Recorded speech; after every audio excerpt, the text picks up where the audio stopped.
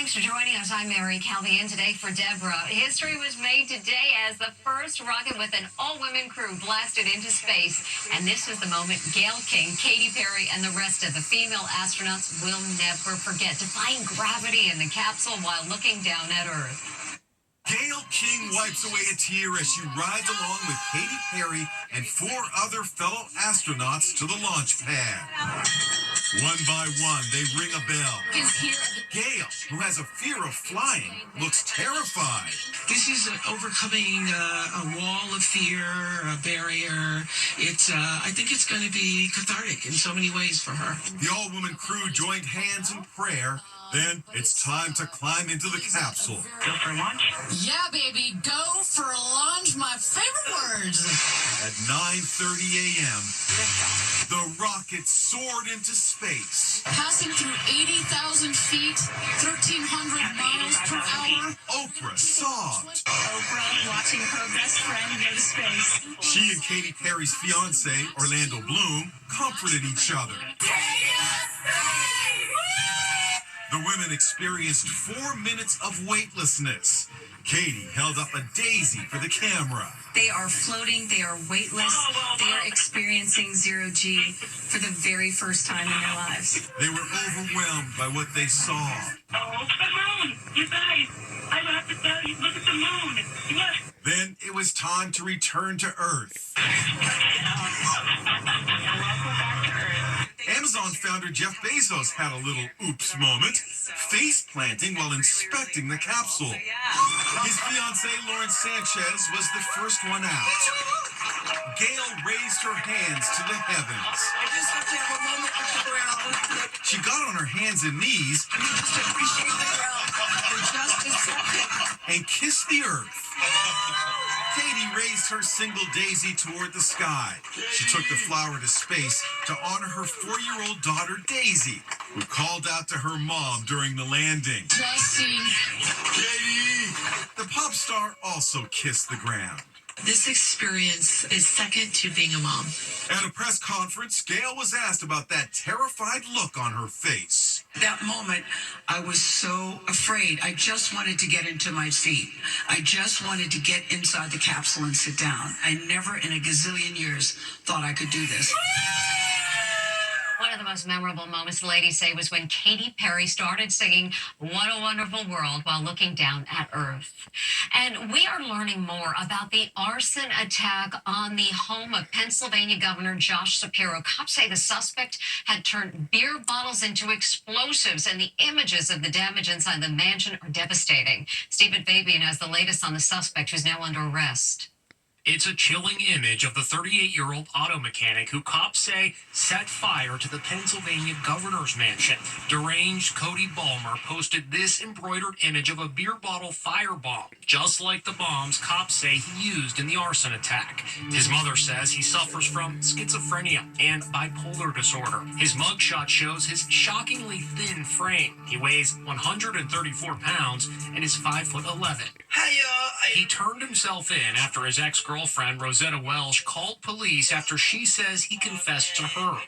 And this is the first video inside the burned-out wing of the governor's mansion in Harrisburg. Here's how the mansion looked before the fire, decorated with hand-painted wallpaper. And here it is today, a scorched and burned-out shell. Just hours before the fire, Governor Josh Shapiro had celebrated Passover with his family and many friends in this room. Even the china and other items, including a prayer book used during the Passover meal, are now scorched and blackened.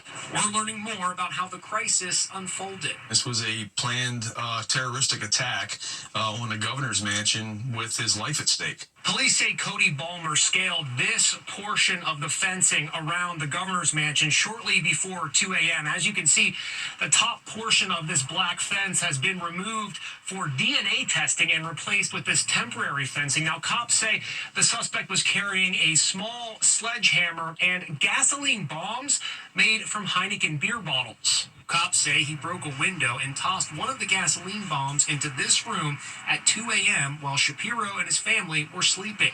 Then he broke another window, climbed into this room, and threw a second firebomb before escaping.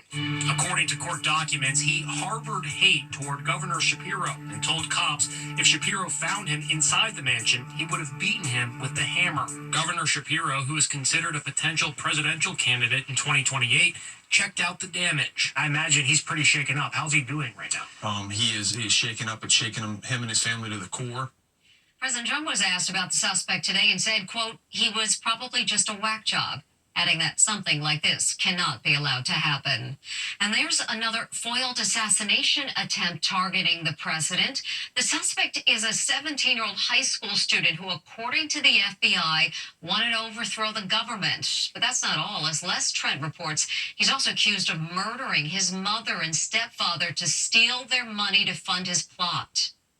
We're learning more today about the pimply-faced high school student who prosecutors say killed his parents to finance a plot to assassinate President Trump. 17-year-old Nikita Kasap is accused of living in the house with the dead bodies for more than 2 weeks. He allegedly shot his mom and stepfather on February 11th. Their bodies were only discovered 17 days later in their home in Waukesha, Wisconsin, following a welfare check. Court records say that he took pictures with his stepdad's body. At one point, lit candles around the body. Nikita Kasap was pulled over 800 miles away in Kansas, driving his stepfather's car. A search found a .357 Magnum, 4 credit cards belonging to his parents, and $14,000 found stuffed inside a Bible. According to court papers, the teen wanted to use the stolen money to, quote, foment a political revolution in the United States. Kasap's phone contained images of Adolf Hitler, and in a manifesto he allegedly wrote, by getting rid of the president and perhaps the vice president, that is guaranteed to bring in some chaos. Investigators say Kasap actually purchased a drone and explosives he planned to use in the attack on Trump. There have been 2 other serious attempts on Trump's life, including an assassin's bullet that grazed his ear in Butler, Pennsylvania, and a suspect hiding in the bushes while Trump golfed in West Palm Beach. No one suspected Kasap's parents were dead because he was allegedly answering texts on their phones pretending to be them. Meantime, the president got a rousing welcome this week in attending a UFC fight. Also, there was his health star Robert Kennedy Jr. and his wife, actress Cheryl Hines, who put out her hand to greet the president but was left hanging. So was it a snub? It looks like a nasty snub. Actress Cheryl Hines goes in for her handshake, but President Trump leaves her hanging. Just look at her reaction. She makes a pouty face. She can't believe it. It happened at a UFC event in Miami. Trump, flanked by granddaughter Kai, made a grand entrance to a standing ovation, greeting his supporters one by one as he made his way to his seat. Bobby Kennedy Jr. gets a warm handshake and a hug. But Trump walks right by Bobby's wife, Cheryl, without so much as a how do you do. Some say Trump was simply distracted by Joe Rogan. He made a beeline for the podcaster right after walking by Cheryl. And look, moments later, Trump circled back to chat with Cheryl and Bobby, turning Cheryl's frown upside down. Meanwhile, SNL poked fun at the tariff chaos. Some people say I don't know what I'm doing, but I'm playing 4-dimensional chess, okay? Bing, bing, bang, bang, bing, bing, bing, bing, bang, bang, bing. Musical guest Lizzo also took on the president. I don't need him, I need a drink. Look at her shirt. It says terrified. Tariff is the most beautiful word in the dictionary. In the Oval Office today, Trump brushed off criticism of his tariff wars and bragged about the glowing report from his annual physical. They came out perfecto, so it's good. It means you got me for a little longer. The report showed that he's taking medication for high cholesterol and that he had cataract surgery for both of his eyes last year. He's lost 20 pounds since his last term in office, going from 244 pounds in 2020 to 224 pounds today. And he says he took a cognitive test, which he says he aced. I got the highest mark, and one of the doctors said, "Sir, I've never seen anybody get that kind of one. That was the highest mark."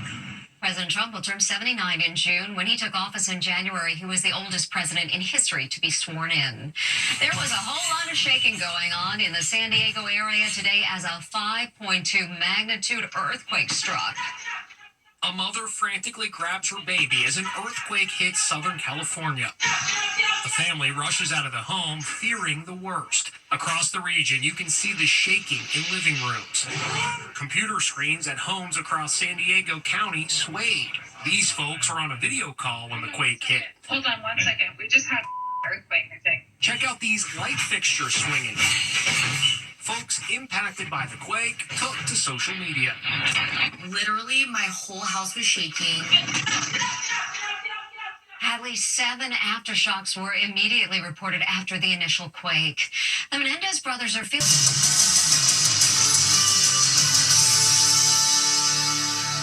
Theater managers are bracing for more wild scenes during the second weekend of the hit movie Minecraft, and they were right. There was more craziness, including one very special surprise guest. No throwing popcorn. It's a warning to rowdy Minecraft fans. Absolutely no chicken jockeys.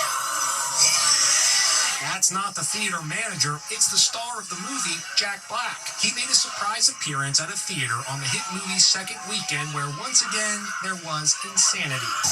Chicken jockey. Chicken jockey. And it's not just popcorn being thrown, this guy is throwing raw chicken at the screen. You want me to fight the chicken? Just as the moment the baby zombie and the chicken jockey face off against Jason Momoa. Minecraft mania continues.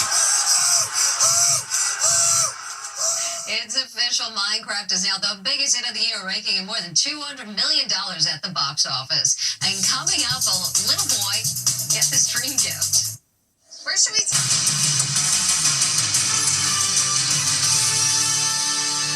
Finally, today, you don't have to spend a lot of money on a gift to make this kid happy.